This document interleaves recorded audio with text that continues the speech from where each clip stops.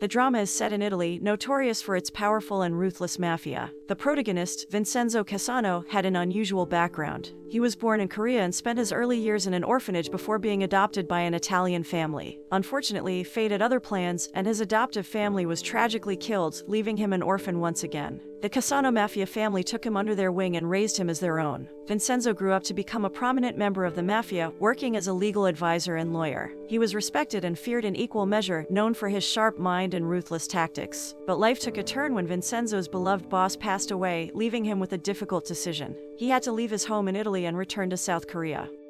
In South Korea, Hong Cha-young was a force to be reckoned with. A fierce and unscrupulous lawyer, she would stop at nothing to win her cases. One time, she went so far as to persuade a witness to lie on the stand. Her seductive powers proved too much for the witness, and Cha-young emerged victorious in court. But her triumph was short-lived when she discovered that her opponent in the case was none other than her own father, Hong Yuchen. He was deeply disappointed in his daughter's unethical behavior, knowing full well the harm it caused to the vulnerable and marginalized. The relationship between father and daughter became strained, with Yuchen considering cutting off all ties to his family. When Vincenzo arrived in South Korea, he was greeted by Mr. Cho, a former intel agent who was ready to assist him. Vincenzo's mission was to retrieve a stash of gold that he claimed belonged to a deceased business partner. However, it was soon revealed that Vincenzo himself was the true owner of the building where the gold was stored, and he intended to claim it since there were no heirs to inherit it. The problem was that the building, Jumba Plaza, was occupied by numerous residents who relied on it for their livelihoods. Vincenzo was faced with a difficult dilemma. He needed to demolish the building to access the gold, but he couldn't let the innocent residents suffer. To complicate matters, there were also other parties who were determined to take over Jumba Plaza by force. Despite the odds stacked against him, Vincenzo was not alone in his fight. Mr. Hong, a lawyer who was committed to upholding justice, came to the aid of the Jumba Plaza residents.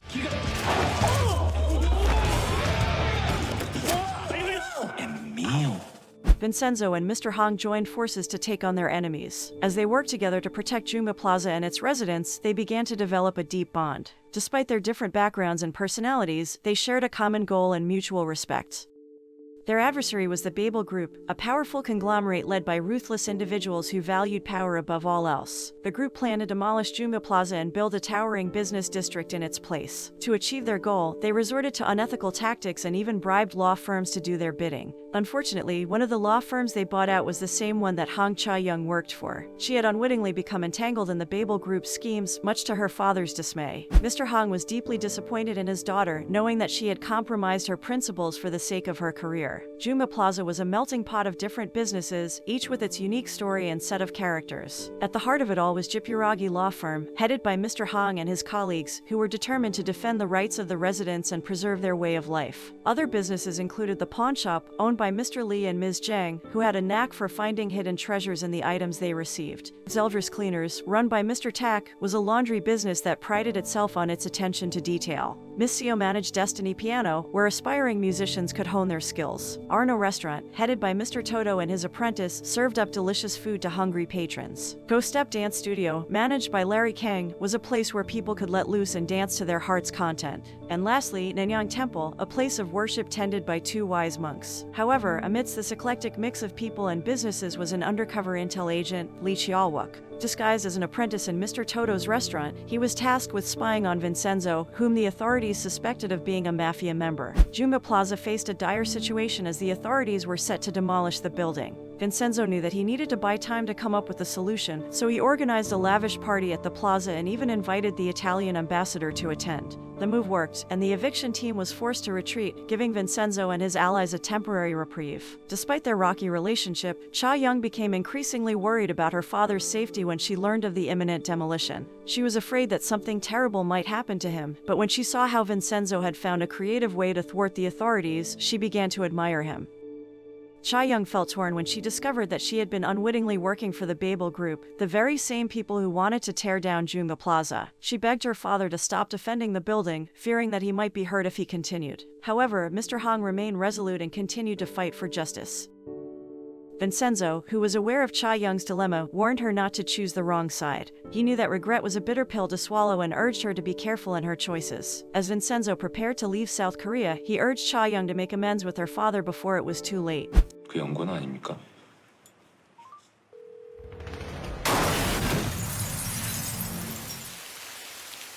Sadly, Cha-young never got the chance as her father was tragically killed by the ruthless Babel Group. Devastated and racked with guilt, Cha-young decided to leave her law firm and seek revenge against those who had wronged her father. Meanwhile, Vincenzo was also struggling to come to terms with the loss of Mr. Hong, whom he had grown to see as a father figure. As he and Cha-young bonded over their shared grief, they both resolved to continue Mr. Hong's legacy and fight for justice. Before his death, Mr. Hong left a cryptic clue about the Babel Group's plans to create a drug cartel. Determined to carry on her father's legacy, Cha-young took over Jipuragi law firm and began planning her revenge. Meanwhile, the residents of Jumba Plaza mourned the loss of Mr. Hong, who had been their champion and protector for so long. With the help of Vincenzo and Mr. Nam, Cha-young embarked on a dangerous mission to take down the Babel Group once and for all. The residents of Jumba Plaza placed their trust in them, knowing that their fate hung in the balance. As a mafia member, Vincenzo had his own methods for dealing with the Babel Group, and he warned Cha-young that their plan would be brutal. Cha-young knew that they had to fight fire with fire and was willing to do whatever it takes to stop the group's nefarious plans. 너 뭐야?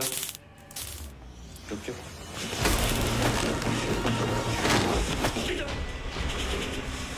In their fight against the corrupt Babel Group, Vincenzo, Cha-young, and Mr. Nam made their first move by tracking down the henchmen who had been responsible for Mr. Hong's assassination. During their interrogation, they discovered that Choi Moo-hee, a lawyer allied with the Babel Group's director, had given the order. Recognizing an opportunity, Vincenzo decided to use Choi Moo-hee as a pawn in their future battle against the group. Determined to honor Mr. Hong's final wish, Vincenzo and Cha-young set fire to the pharmacy building where the Babel Group had been producing illegal drugs. Vincenzo knew that the group was virtually immune to the law, and he believed that taking matters into their own hands was the only way to stop their illegal drug distribution. Despite the risks, they set the building ablaze, hoping that it would be a major blow to the Babel Group's operations.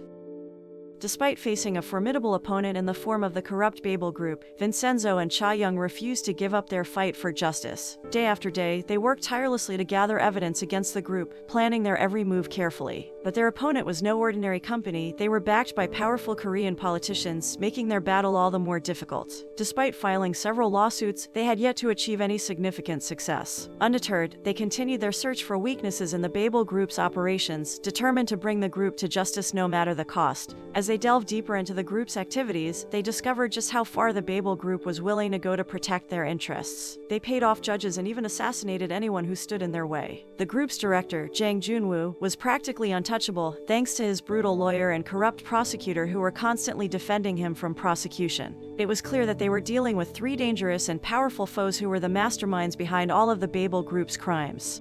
As Vincenzo continued his fight against the powerful Babel Group, he received unexpected help from some of the residents of Jumba Plaza. One by one, they revealed their hidden talents and skills, proving to be valuable assets in their fight against the corrupt company. Mr. Tak's seemingly ordinary laundry business was run by a dangerous martial arts expert, while Ms. Seo, the piano teacher, turned out to be an expert hacker. Ms. Kwak, the owner of the snack bar, was a former professional boxer, and Chef Toto had a background in wrestling.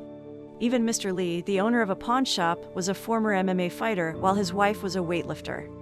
Larry from Go Step Dance was revealed to be a street thug, rounding out their formidable team of allies. Some who had previously worked for the Babel Group also chose to support Vincenzo after being betrayed by the company. Even Lee Chialwook, who had initially been assigned to spy on Vincenzo, confessed his true identity and offered to help in their battle against Babel. As Vincenzo's team grew stronger with the unexpected help of the Jumba Plaza residents and Lee Chialwook, the Babel Group became increasingly annoyed at their constant harassment. In an attempt to silence Cha-young, they falsely charged her with the crime and had her imprisoned. Despite Vincenzo's efforts to free her, Cha-young continued to be terrorized by the Babel Group. In order to keep her safe, Vincenzo advised her to stay at a friend's house for a while. However, Cha-young had no one to turn to except for Vincenzo himself. Reluctantly, Vincenzo allowed Cha-young to stay in his small apartment for the next 3 days, with the two of them growing closer during their time together.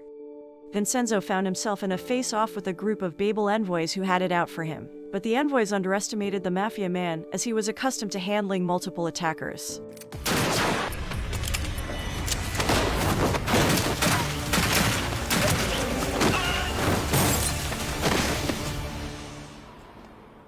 Vincenzo dealt with the situation with ease, but Cha-young, who had knowledge of the incident, was concerned for his safety.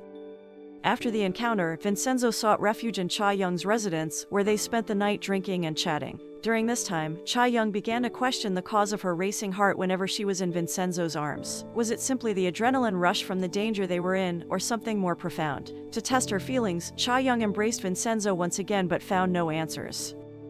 As the trial loomed, Vincenzo and Cha-young continued to gather evidence and witnesses to dismantle Babel's criminal empire. They marshaled the help of skilled martial artists among the plaza residents and behaved like fearless mobsters in their quest for justice. Vincenzo and his team resorted to kidnapping Babel members to gather evidence and sever the company's connections. Vincenzo was thorough in his research to ensure that those who were targeted learned their lesson and never repeated their mistakes. Once, Vincenzo and Cha-young went undercover as lovers to uncover Babel's fraudulent activities. They had to infiltrate a heavily guarded gallery where they discovered evidence of embezzlement. With the help of Miss Seo, a skilled hacker, they managed to gain access using a fake identity. To their surprise, the gallery had even arranged a proposal event for the couple whose identity they had stolen. They had to remain incognito to avoid blowing their cover.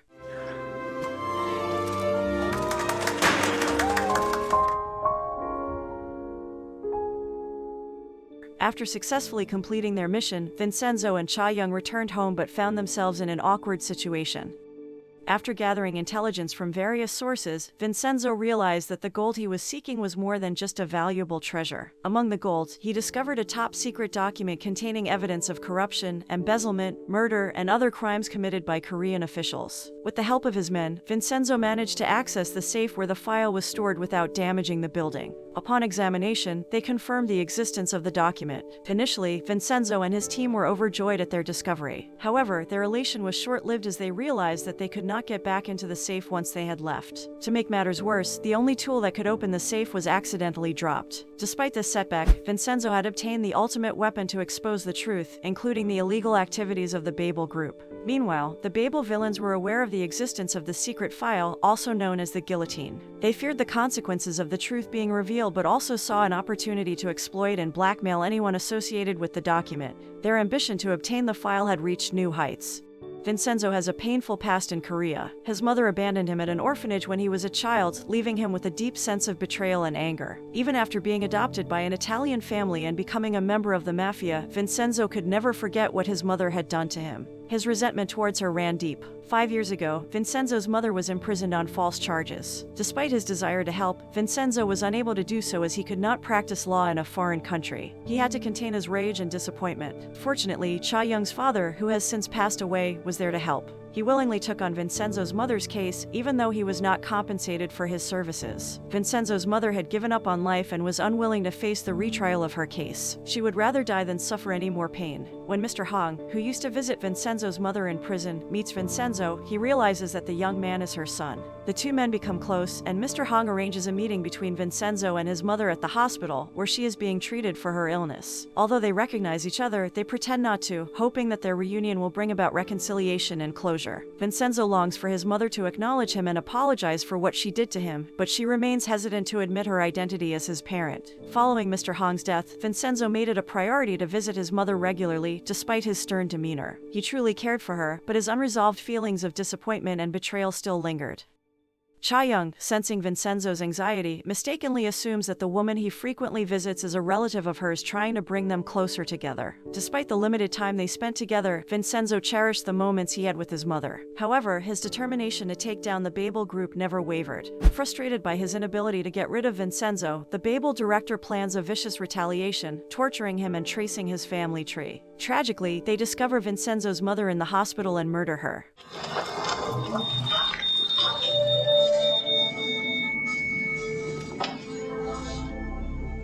The devastating loss leaves Vincenzo shattered and grief-stricken. Vincenzo was in disbelief when he learned of his mother's death. Fueled by rage, he relentlessly pursued her killer and confronted him alone. Vincenzo subjected the murderer to brutal torture before finally extracting a confession. To his horror, he learned that the true culprits were the villains of the Babel Group. Driven by a desire for revenge, Vincenzo stormed the director's house and single-handedly took down all of the guards. He confronted the demons of the Babel Group and made a chilling threat. While he didn't kill them on the spot, he promised to make them suffer far worse consequences in the future. It had awakened Vincenzo's dark side, and they would pay the price for it.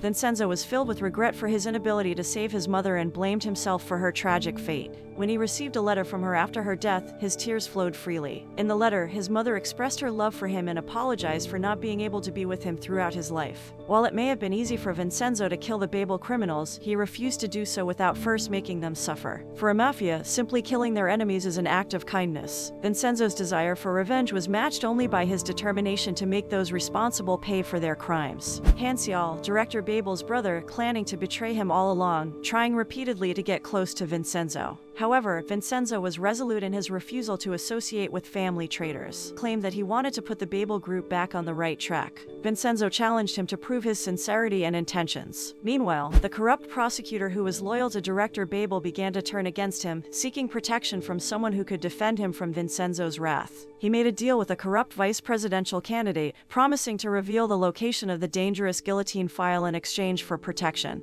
The candidate saw the offer as an opportunity to gain control over Korea. He remained at director Babel's side, unwilling to take any risks. Determined to exact revenge on Babel, Vincenzo and Cha Young concoct a plan to make the director's life miserable. They enlist the help of the Plaza residents, who join forces with Vincenzo to take down the ruthless company. Vincenzo mobilizes Squad Jumba to drive away potential investors who were planning to fund the construction of the Tower of Babel. In addition, Vincenzo deploys pawns he had prepared earlier, instructing them to attend a Babel meeting and scare away the investors with bombs. Once they've accomplished their mission, the pawns receive the punishment they deserve for their past transgressions. The attack dealt a severe blow to Babel's defenses, causing them to lose the support of those who had backed them. The director was no longer untouchable and was now vulnerable to the law. Meanwhile, director Babel's younger brother, Hansial, begins to visit Vincenzo in secret, determined to earn his trust. Hansial's sincerity and effort eventually convince Vincenzo that he is genuine. This is exemplified when Hansial is offered the position of leader of the Babel Group but declines, unwilling to be a puppet of his brother. Moreover, he protects Vincenzo from Interpol, who seek to detain him for the defamation committed by director Babel. Hansial transforms from a ferocious Babel villain into an angelic figure, earning Vincenzo's trust and respect.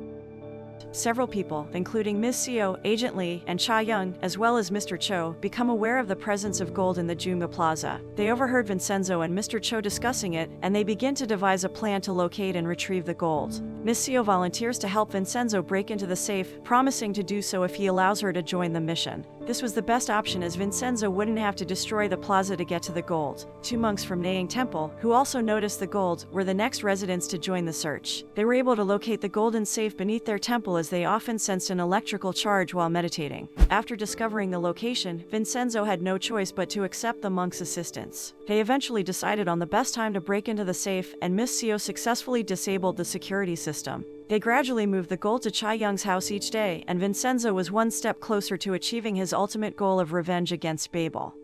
The corrupt vice presidential candidate and Agent Lee team up to locate the gold in the guillotine file. They capture Pak Cho and force him to reveal Miss Seo's identity, hoping to use her to open the gold safe. However, their plan fails as Vincenzo had already relocated the gold, and the guillotine file was already in his hands. Frustrated and desperate, the deputy candidate and his men break into Jumba Plaza, but they are no match for the skilled residents. After facing a humiliating defeat, the deputy candidate ends up on the streets. With the enemy's defenses weakened, it's time for Vincenzo and Cha Young to punish the Babel Group villains. Using the guillotine file and other evidence of Babel's criminal activities that he had obtained, Vincenzo defends the plaza residents to the best of his ability. However, he purposefully sets director Jang, lawyer Choi, and prosecutor Han free, knowing that they will face more punishment from him in the future. The next morning, the plaza residents and Vincenzo officially took down the Babel Group, and the ownership of Jumba Plaza was restored to its rightful owners. However, director Jang refused to accept his defeat and plotted to assassinate Vincenzo. He used his sister to lure Vincenzo, and when he came to rescue her, they both were kidnapped. Cha Young protected Vincenzo during the attempt, but she was severely injured.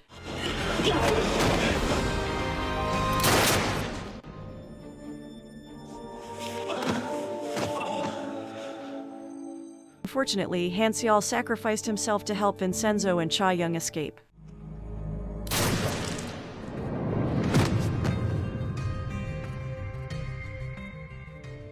Before dying, he handed Vincenzo a cell phone, which turned out to be a key piece of evidence in the Babel case. At the hospital, Vincenzo promises to take care of everything and protect Cha Young. She urges him to leave and escape before he becomes a criminal. Meanwhile, director Jang hires a group of people to kill Mr. Han as revenge for his betrayal.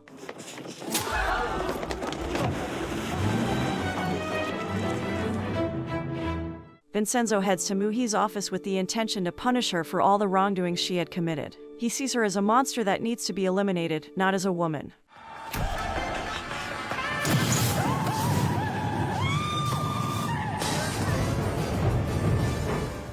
Using the cell phone given to him by Han Xiao, Vincenzo tracks down director Zhang's location. Meanwhile, the martial arts experts of Jumba Plaza are also in pursuit of the Babel Group's leader. Eventually, director Zhang is captured by the Plaza residents, but Mr. Li is gravely injured in the process. Vincenzo decides to take justice into his own hands and punishes director Zhang by torturing him in a warehouse armed with automatic rifles.